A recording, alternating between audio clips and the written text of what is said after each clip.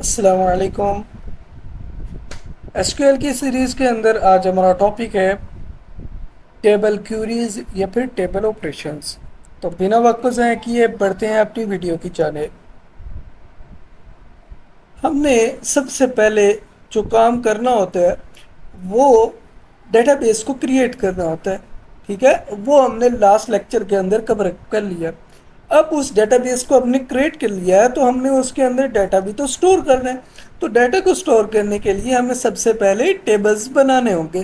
तो टेबल को बनाने के लिए जो पहली क्यूरी हमारे पास आती है, बेसिक क्यूरी सबसे पहले वाली, वो है क्रिएट टेबल की। क्रिएट टेबल, ठीक है। और जो भी टेबल हम बनाना चाहते हैं उस टेबल का हम नाम लिख देंगे। देन पैरेंथेसिस लगाएंगे और पैरेंथेसिस के अंदर उन फील्ड्स का नाम देंगे। ठीक है। और जो डेटा टाइप्स हमने पढ़ी थी उनको हम यूज़ करेंगे। जैसे यहाँ पर जो एम्प्लॉय है या फिर एम्प्लॉय आईडी है उसके आगे इंट लिखा हुआ है, यानी इसकी डाटा टाइप इंट है। और इसको हमने एज अ प्राइमरी की सेट कर दिया। अगर किसी भी चीज़ को हमने प्राइमरी की सेट करना हो तो आगे प्राइमरी की हम लिख देते हैं। इसी तरह नेक्स्ट जो फील्ड है हमारे पास वो नेम की है। और नेम को हमने वो जो एन यहाँ लिखा हुआ था, यहाँ आप देख सकते हैं 50 लिखा हुआ है, तो हमने इस वार चार के अंदर यानी जो एन नेम के अंदर, सॉरी नेम फील्ड के अंदर जो भी नेम आएगा उसकी जो लेंथ होगी वो 50 से एक्सीड नहीं करेगी। ठीक है। इसके बाद हमारे पास डिपार्टमेंट आ गया, ज्वाइनिंग डेट आ गई, उसकी डाटा टाइप डेट हमने रख दिया है। इसी तरह जो सैलरी है उसकी डाटा टाइप हमने डेसिमल रख दिया है। और इसको हमने पैरेंथेसिस की मदद से क्लोज करना है और देन हमने टर्मिनेटिंग साइन लगाने हैं। तो इसको हम प्रैक्टिकली देखते हैं।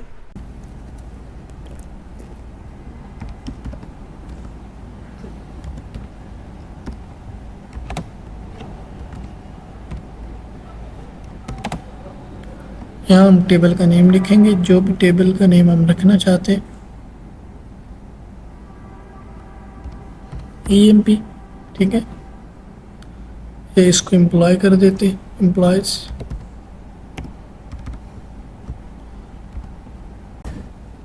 टेबल का नेम लिख लेंगे और उसके बाद ये जो पैरेंथेसिस हैं इसके अंदर वो तमाम तर जो कॉलम्स हैं जो हम इस टेबल के अंदर रखना चाहते हैं उनका नेम लिख देंगे। तो सबसे पहले इसको उसकी जो आईडी है एम्प्लॉय वो आ जाएगी, एम्प्लॉय आईडी, ये इंटीजर होगी। और इसको हम प्राइमरी की जो है वो सिलेक्ट कर देते हैं।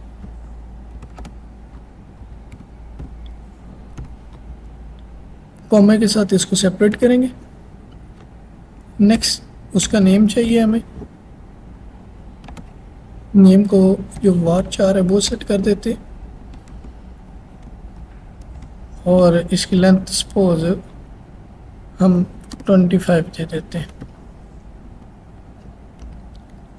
नेक्स्ट हमें उसकी एज चाहिए, एज इंटीजर होगी। देन हमें उसकी सैलरी चाहिए, सैलरी बार चार के अंदर लिख देंगे या इसको हम डेसिमल के अंदर लिख देते हैं।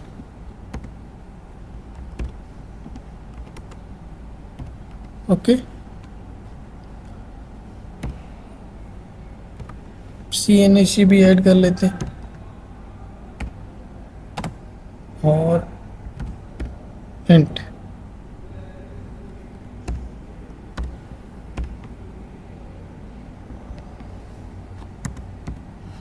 टर्मिनेटिंग साइन लगा देंगे। इस क्यूरी को सिलेक्ट करेंगे और रन करते हैं। ये रन हो चुकी। इसको अगर मैं रिफ़्रेश करता हूँ तो आपको एम्प्लॉयज़ नेम का एक टेबल जो है वो शो हो रहा होगा। अगर इसको मैं फर्दर करूँ और कॉलम्स के अंदर दिखाऊँ आपको, employee ID, name, age, salary और CNIC मौजूद है। ठीक है।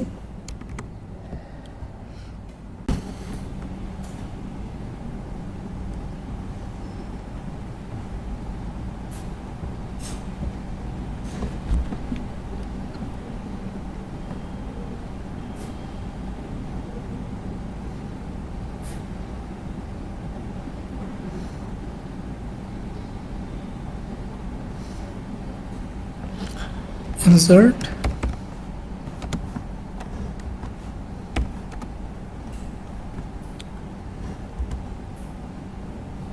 इंटू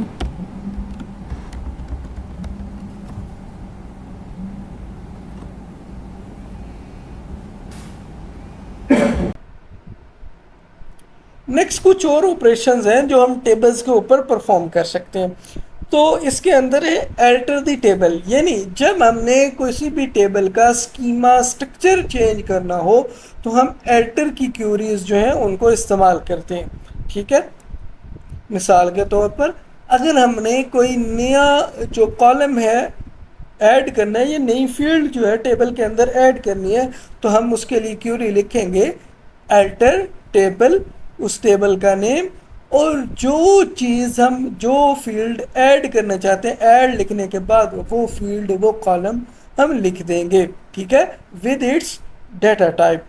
इसको भी प्रैक्टिकली देखते हैं। नेक्स्ट जो अल्टर की क्यूरीज हैं उनको देखते हैं। अल्टर टेबल लिखेंगे हम यहाँ, जिस भी टेबल को हम अल्टर करना चाहते हैं यानी चेंज करना चाहते हैं वो हम लिखेंगे।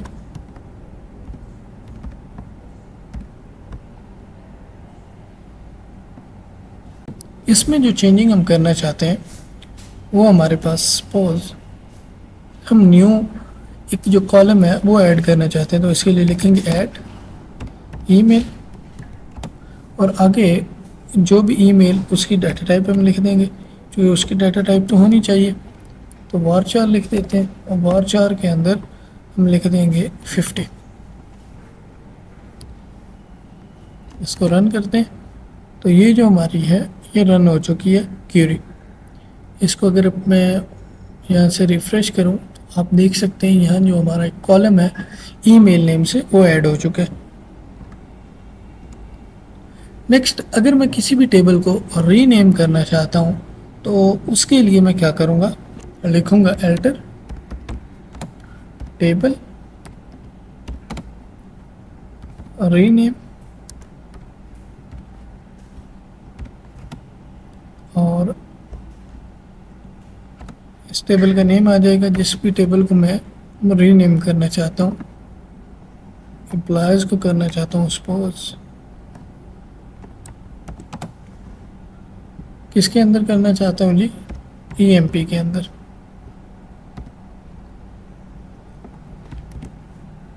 तो अब ये जो एम्प्लॉय टेबल था हमारा उसका नेम रिप्लेस हो चुका है ईएमपी। अगर मैं इसको रिफ़्रेश करूं तो आप देख सकते हो ये जो ऊपर वाला टेबल था ये पहले एम्प्लॉय टेबल था, अब ये ईएमपी टेबल बन चुका है। नेक्स्ट, अगर हमारे पास कोई टेबल मौजूद है, टेबल के अंदर एक फील्ड मौजूद है और मैं उस फील्ड की जो डाटा टाइप है उसको चेंज करना चाहता हूँ, देन मैं अल्टर की इस्तेमाल करूँगा और उसके लिए मैं लिखूँगा अल्टर टेबल और टेबल का नेम आ जाएगा। मॉडिफाई हमारे पास ये एक बेसिक की है जिसको हम यूज़ करेंगे, और उसके बाद सैलरी जो फील्ड है, सैलरी जो कॉलम है उसको हम चेंज कर देंगे फ्लोट के अंदर।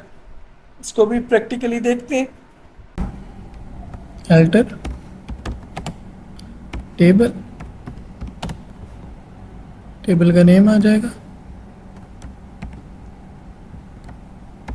यहाँ लिखूँगा मॉडिफाई,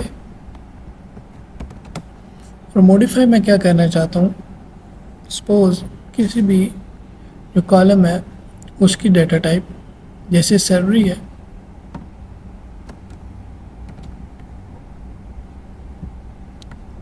इसकी डाटा टाइप में चेंज करके कर देता हूँ फ्लोट।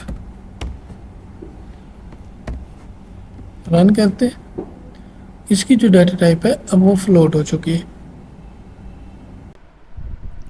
नेक्स्ट हमारे पास आ जाता है डिलीट अ कॉलम। सपोज मेरे पास कोई टेबल है उसके अंदर कोई कॉलम एक्स्ट्रा है तो उसको मैं ड्रॉप करना चाहता हूँ, रिमूव करना चाहता हूँ, तो उसके लिए भी मैं अल्टर की इस्तेमाल करूँगा। अल्टर टेबल और उसके बाद उस टेबल का नेम जिसको मैं मॉडिफाई करना चाहता हूँ, देन ड्रॉप, और उसके बाद उस कॉलम का नेम आ जाएगा हमारे पास, ड्रॉप कॉलम और देन कॉलम का नेम। तो इसको भी प्रैक्टिकली देखते हैं। और ड्रॉप कॉलम, और जिस भी कॉलम को ड्रॉप करना चाहता हूँ उसका नेम आ जाएगा। तो जो ईमेल है वो हमारा ड्रॉप हो चुका है। अगर मैं इसको रिफ्रेश करता हूँ, आपको ईमेल कॉलम जो है वो नज़र नहीं आएगा। नेक्स्ट हमारे पास आ जाता है, टेबल हमने बना लिया, ठीक है। अब टेबल का स्कीमा भी हमने देख लिया कि किस तरह उसके स्ट्रक्चर के अंदर अगर कोई खामी खराबी रह गई है तो उसको हम किस तरह कवर अप कर सकते हैं। तो अब ये देखना है कि हम इस टेबल के अंदर डाटा को किस तरह इंसर्ट कर सकते हैं, डाटा को किस तरह अपडेट कर सकते हैं, या फिर डाटा को किस तरह हम डिलीट कर सकते हैं। तो इसके लिए जो सबसे पहले हमारे पास क्यूरी आ जाती है वो आ जाती है इंसर्ट की, इंसर्ट इनटू, ठीक है। और उसके बाद उस टेबल का नेम लिखेंगे जिसके अंदर हम डाटा इंसर्ट करना चाहते हैं, और देन हम पैरेंथेसिस के अंदर उन फील्ड्स का नेम लिखेंगे जिन फील्ड्स के अंदर हम डाटा को इंसर्ट करना चाहते हैं, ठीक है। और फिर विद रिस्पेक्ट हम जो डाटा है उसको लिख देंगे और एंड पर पैरेंथेसिस और फिर टर्मिनेटिंग का साइन, डेटा एंटर करेंगे तो डाटा हमारा इंसर्ट हो जाएगा। तो इसको प्रैक्टिकली देखते हैं। तो उसके अंदर पहला हमारे पास मैंने कहा है जी 1, उसकी आईडी है, नेम उसका यूएस जेन्यूटी है, उसकी सैलरी 70,000 है। तो अगर मैं ये देखना चाहता हूँ क्या ये डाटा मेरा इंसर्ट हुआ है या नहीं हुआ, तो देन हम ये कमांड जो है इसको अप्लाई कर सकते हैं। तो यहाँ अगर आप देखें तो ये 1 हमारे पास आया हुआ है, नेम यूएस जेन्यूटी लिखा हुआ है, एज जो है वो नल है चूँकि हमने पुट नहीं की, और सैलरी जो है वो हमारे पास 70,000 है। नेक्स्ट हमारे पास आ जाता है अपडेट, यानी कि मेरे पास कोई डाटा मौजूद है उसको मैं अपडेट करना चाहता हूँ। सपोज किसी की जो सैलरी है उसके अंदर इंक्रीमेंट लगा है तो सैलरी जो है वो चेंज हो जाएगी। तो अब मैं उस एम्प्लॉय की जो सैलरी है उसको चेंज करना चाहता हूँ, ठीक है। तो उसके लिए मैं क्या करूँगा, अपडेट, ठीक है। और उसके बाद जिस टेबल को मैं चेंज करना चाहता हूँ उस टेबल का नेम आ जाएगा। देन सेट, क्या चीज़ मैं अपडेट करना चाहता हूँ, इसके लिए यहाँ पर सेट हम यूज़ करेंगे और हमारे पास यहाँ आ जाएगा सैलरी इज इक्वल्स टू 80,000। और देन हमारे पास हमने एक आगे कंडीशन लगा दी है, इस कंडीशन को हम फर्दर एक्सप्लेन करेंगे नेक्स्ट आने वाली वीडियो के अंदर इंशाल्लाह।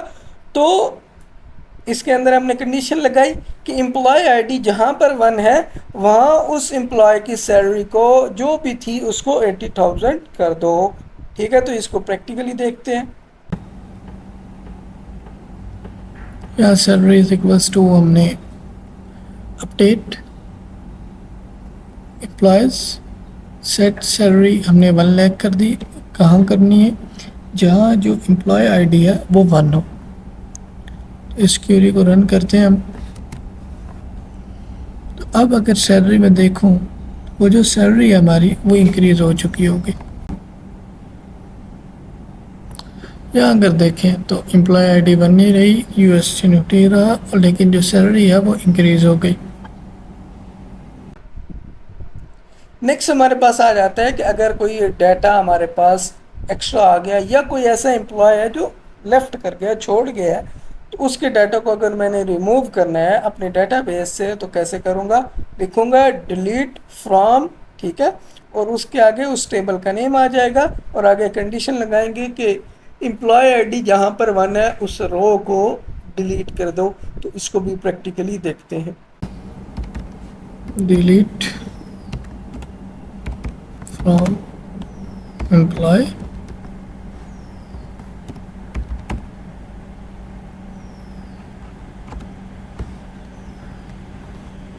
where employee ID is equals to 1। Run करते हैं इस क्यूरी को। ये क्यूरी हमारी रन हो चुकी है। अगर हम ये दोबारा क्यूरी चलाते हैं तो ये जो टेबल है ये आपको एम्प्टी मिलेगा, जो डाटा था वो रिमूव हो चुका। कोई भी टेबल हमने क्रिएट किया है तो उसको ड्रॉप भी तो करना है। सपोज़ उसकी अगर यूज़ जो है वो ख़त्म हो चुका है, उसकी फर्दर नीड नहीं है हमें, तो हमें उसको ड्रॉप करना भी होगा। तो उसके लिए जो हम कमांड लिखेंगे वो है ड्रॉप टेबल, और आगे जिस भी टेबल को हम ड्रॉप करना चाहते हैं उसका नेम। नेक्स्ट आ जाता है हमारे पास ट्रंकेट टेबल। जब हम ये चाहते हैं कि जो टेबल है उसका स्कीमा चेंज ना हो, लेकिन उसके अंदर जितना भी डाटा है वो सारा डिलीट हो जाए, रिमूव हो जाए, तो उस वक्त हम ट्रंकेट को यूज़ करते हैं। ट्रंकेट का जो सिंटेक्स है वो ये है ट्रंकेट टेबल, और आगे उस टेबल का नेम आ जाएगा।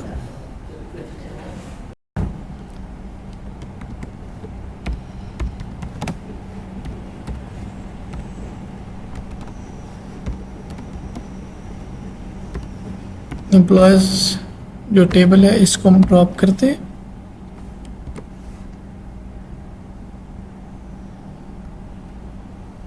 एम्प्लॉयज़ जो सॉरी टेबल है नहीं, इसलिए इसको EMP कर देते हैं।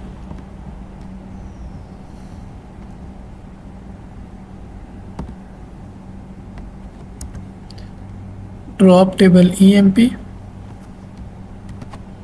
तो ये जो टेबल है ये ड्रॉप हो चुका है, आपको टेबल्स के अंदर EMP जो है वो नज़र नहीं आ रहा। अब ये इसको मैं अगेन चलाता हूँ इसी क्यूरी को ट्रंकेट का बताने के लिए। डेटा इंसर्ट हो चुका। अब ट्रंकेट क्या काम करता है, ये कैसे काम करता है, उसके लिए देखते हैं। ट्रंकेट टेबल और इस टेबल का नेम एम्प्लॉयज़, तो इसको ट्रंकेट कर दिया गया।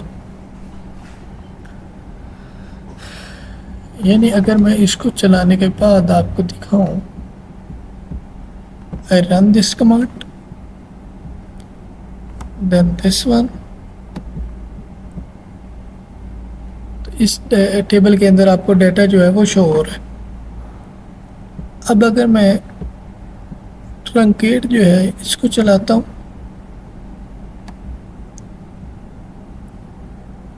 और देन इसको चलाता हूँ, तो आपको कोई भी डाटा इस टेबल के अंदर शो नहीं होगा।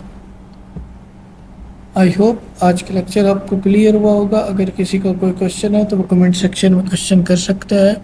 वीडियो को लाइक कीजिए, चैनल को सब्सक्राइब कीजिए, अपना बहुत सा ख्याल रखिए। अल्लाह हाफिज़।